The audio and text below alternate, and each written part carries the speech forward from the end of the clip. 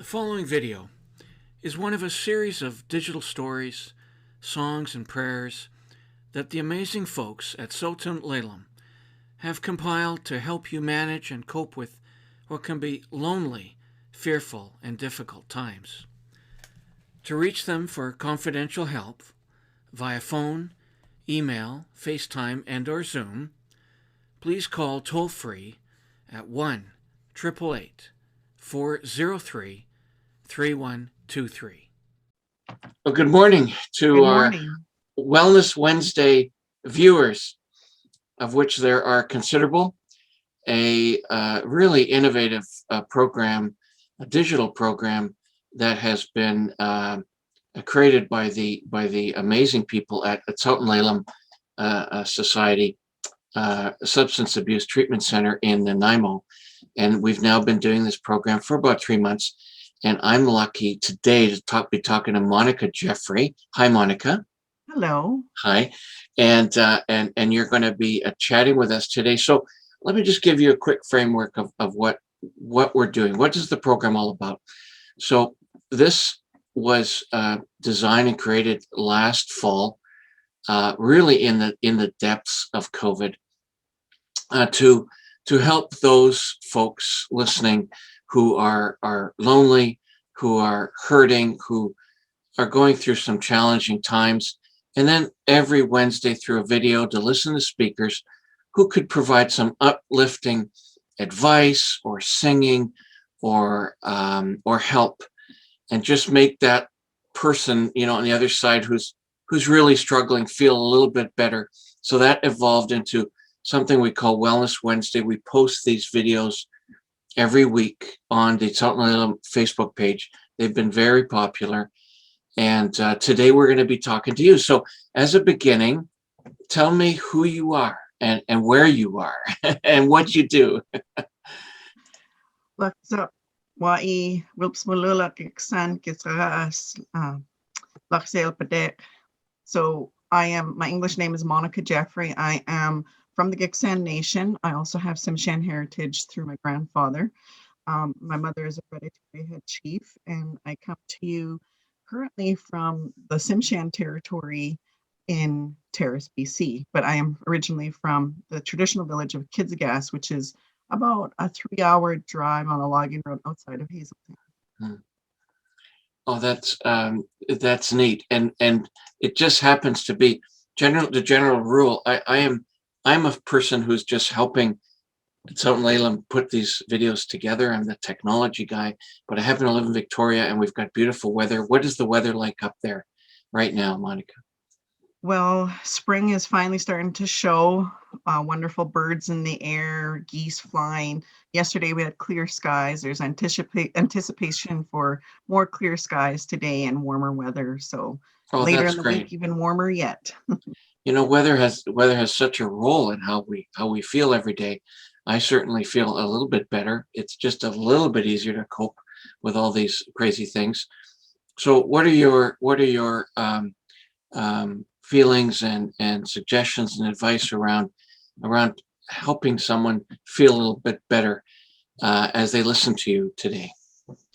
I think I can relate to most people when we talk about the feelings of loneliness and being alone. Those are probably quite prevalent during this time of the pandemic.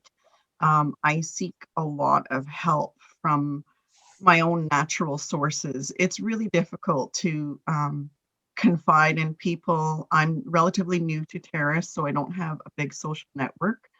And embarking on a journey of education, which slammed me into COVID and left me with a whole new dynamic of learning online without that interpersonal connection. It's had its challenges, a new world of being on video, which is nice to a point, but it has its challenges. But what I really appreciate about being in the situation is being close to nature where I live. So my favorite spot is the river, and I go frequently to any spot by the river. Water in our culture, and especially by taught to my mom, is therapy. Anytime I'm feeling down, blue, angry, upset, hurt, whatever, a valuable lesson always passed on to me, to my mother, is go to water. Doesn't matter where the water is, go to water. And I'll often just sit by the river, the creek. It doesn't matter where. I've sat by the ocean and take those moments just to really absorb that energy, that purity, that very simple, basic, essential need of water. Even our very bodies are made up of so much water. And I found it fascinating, even in my academic studies, which I was a returning student as a mature student, and studying biology, which was challenging, but to learn the importance of water, even at a biological level. Our First Nations people always believed the importance and essential nature of the life of water, and even at a scientific level, to know the importance of water. So I think just connecting with it. The things that I do is, I've gone to the river many times just in solitude and just let myself cry. Sometimes they're just tears for whatever, tears. And lately, I'm like everybody else. I have lonely times, and that's where I find my solace. I take those few moments, and then when I'm done, I reach down to the water and I splash my face. There's different methods that I like to use. Sometimes it's therapeutic to do it in numbers of four, which is a very significant number for First Nations. So I will take those few moments and I'll wash my hands 4 times. And while I'm washing my hands, I will say internal prayers. You can say it out loud. There's nobody around. This is your chance to let yourself out, because there's no audience. This is only you. So this allows me to have that deeper connection to water. So I'll wash my hands 4 times. And the reason for I do that is just to make sure that whatever I'm carrying with me, and it's a symbolic gesture, that whatever's on my hands, so that when I scoop up water and put it on my face, it's a pure source of everything. So not even my own negativities or my own little tendencies of my thoughts, behaviors, and feelings won't go onto my hands, so that I really just embrace the energy of the water. And I wash my face, and then I let, sure, it's really cold. And if the weather permits, I like to put my feet in the water. That's another, everybody knows me for my water. I always find water and I find a way to put my feet in the water. It grounds me. And then another thing that I do is I go for a walk, or I go to a small hike, and I actually go to Terrace Mountain. Here has a beautiful hike. And I go to the top and I take my shoes and socks off, and I take my feet and I put it right on the stone surface and feel right grounded to it. Um, and most of all, I think those little things in between. Another trick that I do is my music. I work on playlists and I explore playlists. I turn music on my shower first thing in the morning. I make sure it's upbeat, really happy, whatever makes you happy. I choose really upbeat and happy. And and thank God we do live in a modern world of technology. I use Spotify, and I'm trying to endorse Spotify, um, but I use Spotify because they have some pre-made playlists already that I can just kind of click on. And I use them even for sleep, because the importance of sleep. I don't think a lot of us, you think you're home alone and you think you can sleep, and you think sleep would be such an easy task to do, but it's not. Sometimes just having that soothing music of sleep mode, the tones, and there's been a lot of science that's been behind this, and I find it really effective for me. The music, the ambience, the surrounding, and what can you do in your own small space. That's just really amazing and strong and helpful advice around for everybody on how to manage these times: water, music, sleep. Within those three um, those three categories, do you have any songs that you sing, or yourself? Are you someone Yeah. who? Yes, you do. Uh, Well, because my mother is the very unique, her English name is Alice Jeffrey. Her chieftain title is Miluulak. And I grew up around nothing but cultural singing and dancing. I find therapy in the music. And in fact, my mom is now in an old age home with early stages of dementia. And thing that perks her up and revitalizes her, and I literally can bring my mother back right into the present, is singing the songs with her. It's amazing to watch this transformation and the power of our music and our songs. And I think because, and I don't have a drum with me, but I'd be happy to share a couple of the songs with you.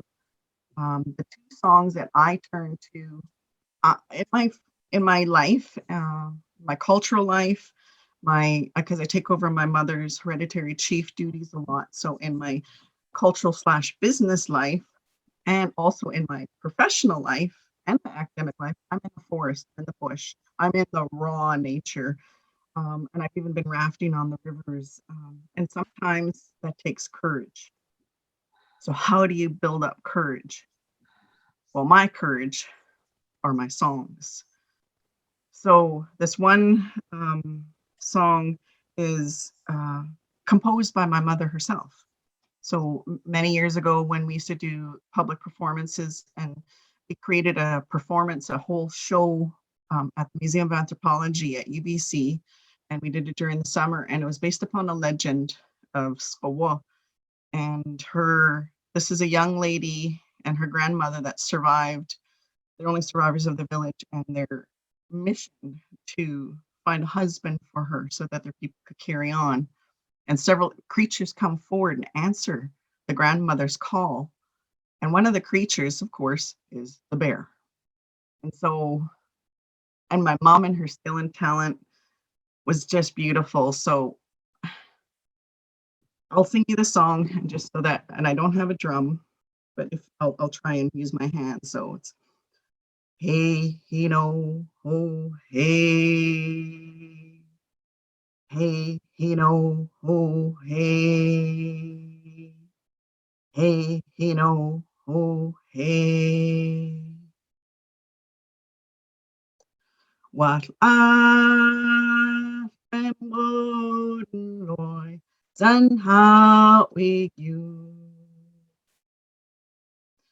What I am Lord, and how we you. Ah, hey, ah, hey, ah, hey, ah, hey, hey, no, ho, hey, hey, no, ho, hey, hey, no, ho, hey. Ooh. And this is when the bear presents himself to Tsow-Tun as a suitable mate.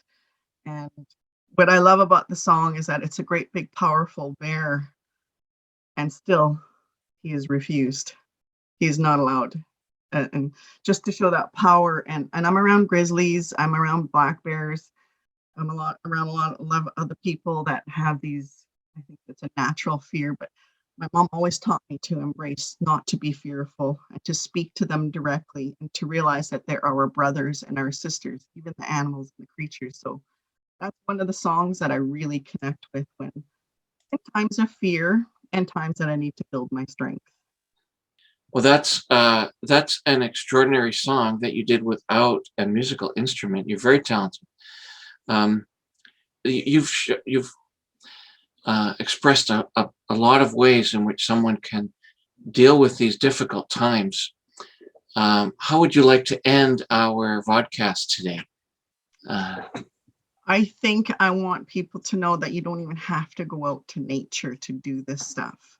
If you have, limitations, you have these fears, there's a lot of people that are afraid to be out right now, even out just to get there, to get their things, the things that they need. Often you can find a cedar tree anywhere. Cedar is prevalent all over the place and readily identifiable. So a simple thing that I've done in my past is taking some boughs. You're not destroying the tree. You're just taking a few little boughs.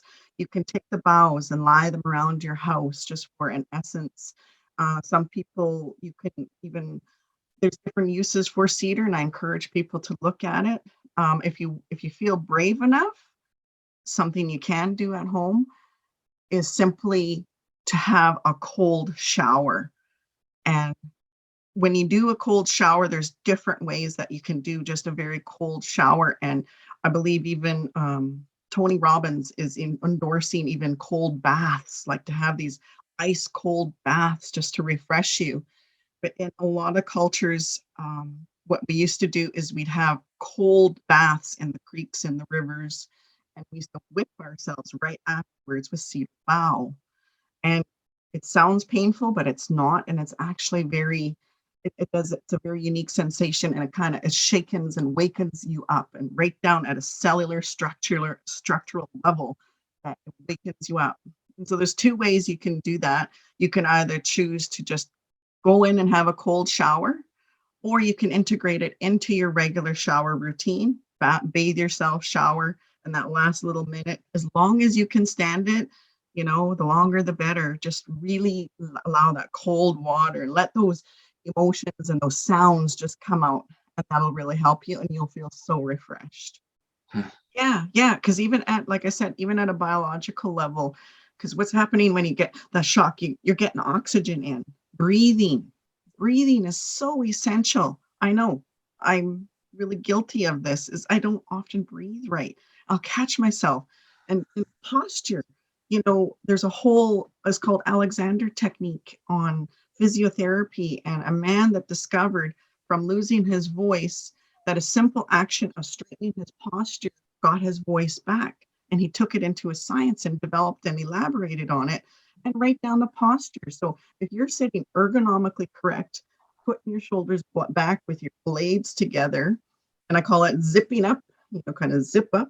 And that very posture, if you find that relaxed state, your breathing actually opens up.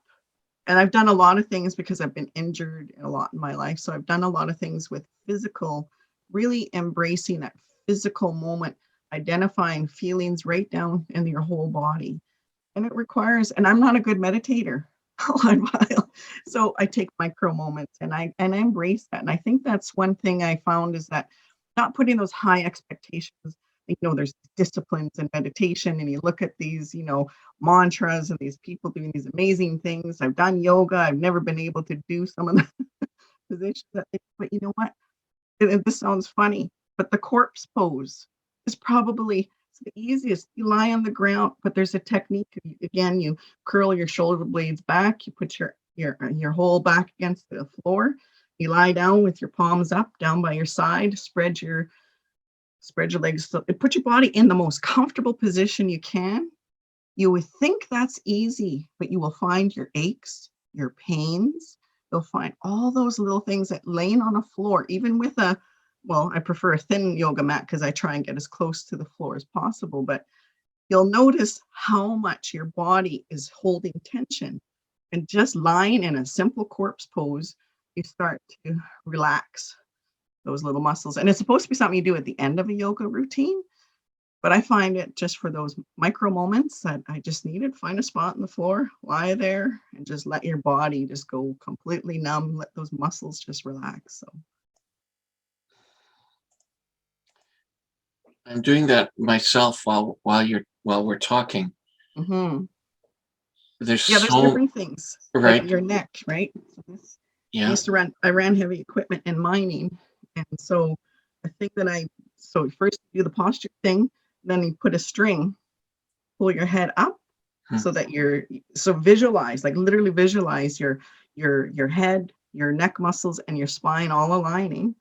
And then when I was having problems with, I had so much stress, I had a little bump on my back, and it's pretending that your chin is on rollers. So that simple gesture, and that corrected that. It was fascinating. Like you could do simple things on your desk, when you're sitting still, especially with this new world of, I've never been so sedentary in my life. I know, right? And because of sedentary lifestyle, I've created more injuries, which is interesting. So the body in motion really is a happy body.